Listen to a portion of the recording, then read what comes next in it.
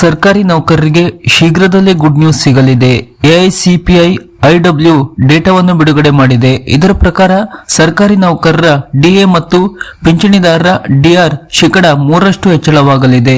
ಒಂದು ವೇಳೆ ಹೀಗಾದಲ್ಲಿ ದೇಶದಾದ್ಯಂತ ಸುಮಾರು 50,14,000 ಕೇಂದ್ರ ಸರ್ಕಾರಿ ನೌಕರರ ವೇತನ ಮತ್ತು 69 ಲಕ್ಷ ಪಿಂಚಣಿದಾರರ ಪಿಂಚಣಿಯಲ್ಲಿ ಏರಿಕೆಯಾಗಬಹುದು. ನೌಕರರ ತುಟ್ಟಿ ಭತ್ಯೆ ಮತ್ತು ಪಿಂಚಣಿದಾರರ ಪಿಂಚಣಿಯನ್ನು ಎಐಸಿಪಿಐ ಐಡಬ್ಲ್ಯೂ ಬಿಡುಗಡೆ ಮಾಡುವ ಡೇಟಾದ ಆಧಾರದಲ್ಲಿ ಲೆಕ್ಕ ಹಾಕಲಾಗುತ್ತದೆ. ಇದೀಗ ಹೊರಬಂದಿರುವ ಜುಲೈ ತಿಂಗಳ ಲೆಕ್ಕಾಚಾರವನ್ನು ಗಮನಿಸಿ ನೋಡಿದರೆ ಡಿಎ ಶೇಕಡ 3% ಹೆಚ್ಚಳವಾಗುವ ಸಾಧ್ಯತೆ ಇದೆ. ಹೀಗಾದರೆ ಒಟ್ಟು ತುಟ್ಟಿ ಭತ್ಯೆ ಶೇಕಡ 63ಕ್ಕೆ ಏರಿಕೆಯಾಗಲಿದೆ. ಆದರೆ ಈ ಬಗ್ಗೆ ಸರ್ಕಾರ ಇನ್ನು ಅಧಿಕೃತವಾಗಿ ತುಟ್ಟಿ ಭತ್ಯೆ ಹೆಚ್ಚಳವನ್ನು ಘೋಷಣೆ ಮಾಡಿಲ್ಲ. ಇತ್ತೀಚಿನ ಅಂಕಿಅಂಶಗಳನ್ನು ಮಾತ್ರ ತುಟ್ಟಿ ಭತ್ಯೆ ಹೆಚ್ಚಳದ ಸಾಧ್ಯತೆಯನ್ನು ಸಾರಿ ಹೇಳುತ್ತದೆ. ಜೂನ್ನಲ್ಲಿ ಅಖಿಲ ಭಾರತ ಗ್ರಾಹಕ ಬೆಲೆ ಸೂಚ್ಯಂಕ 151.9 ಅಂಕಗಳಿಷ್ಟಿತ್ತು. ಕಳೆದ 12 ತಿಂಗಳ ಸರಾಸರಿಯನ್ನು ಆಧರಿಸಿ ಲೆಕ್ಕ ಹಾಕಿದರೆ ತುಟ್ಟಿ ಭತ್ಯೆ ಶೇಕಡ 63.76ಕ್ಕೆ ಏರಿಕೆಯಾಗಬೇಕಿದೆ. ಆದರೆ ಸರ್ಕಾರ ಸಾಮಾನ್ಯವಾಗಿ ರೌಂಡ್ ಫಿಗರ್ ನಲ್ಲಿ ತುಟ್ಟಿ ಭತ್ಯೆಯನ್ನು ಘೋಷಿಸುತ್ತದೆ. ಹಾಗಾಗಿ ಕೇಂದ್ರ ಸರ್ಕಾರಿ ನೌಕರರು ಶೇಕಡ 63ರಷ್ಟು ತುಟ್ಟಿ ಭತ್ಯೆಯನ್ನು ಪಡೆಯುವ ಸಾಧ್ಯತೆ ಹೆಚ್ಚು. ಹಣಕಾಸು ಸಚಿವಾಲಯವು ತನ್ನ ಕಾರ್ಯವಿಧಾನಗಳನ್ನು ಪೂರ್ಣಗೊಳಿಸುವ ನಂತರ ಕೇಂದ್ರ ಸರ್ಕಾರ ಕ್ಯಾಬಿನೆಟ್ ಸಭೆ ನಡೆಸಿ ಅಂತಿಮ ನಿರ್ಧಾರ ಹೇಳುತ್ತದೆ.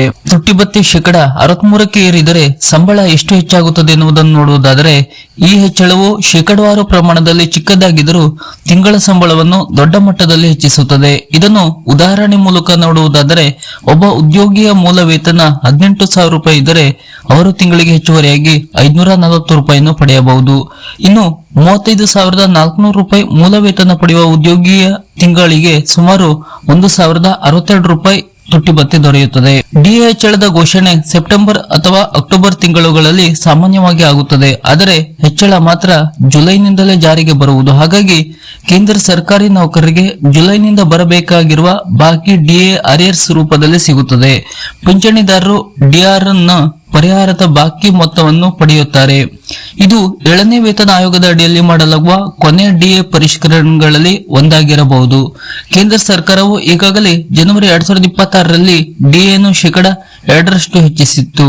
ಈಗ ಇನ್ನೂ ಶೇಕಡ 3ರಷ್ಟು ಹೆಚ್ಚಳವನ್ನು ಅನುಮೋದಿಸಿದರೆ 7ನೇ ವೇತನ ಆಯೋಗದ ಅಡಿಯಲ್ಲಿ ಒಟ್ಟು ಡಿಎ ಶೇಕಡ 63ಕ್ಕೆ ತಲುಪುತ್ತದೆ.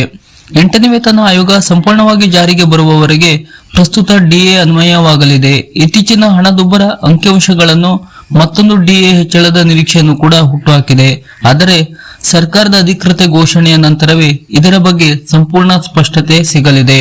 ಡಿಎಗೆ ಸಂಬಂಧಪಟ್ಟಂತೆ ಹಾಗೂ ಕೇಂದ್ರ ಸರ್ಕಾರಿ ನೌಕರರಿಗೆ ಸಂಬಂಧಪಟ್ಟಂತಹ ಈ ತರದ ಹೊಸ ಅಪ್ಡೇಟ್ ನ ಮಾಹಿತಿಗಳಿಗಾಗಿ ನಮ್ಮ ಚಾನೆಲ್ ಅನ್ನ ಸಬ್ಸ್ಕ್ರೈಬ್ ಮಾಡಿ. ನಮಸ್ಕಾರ.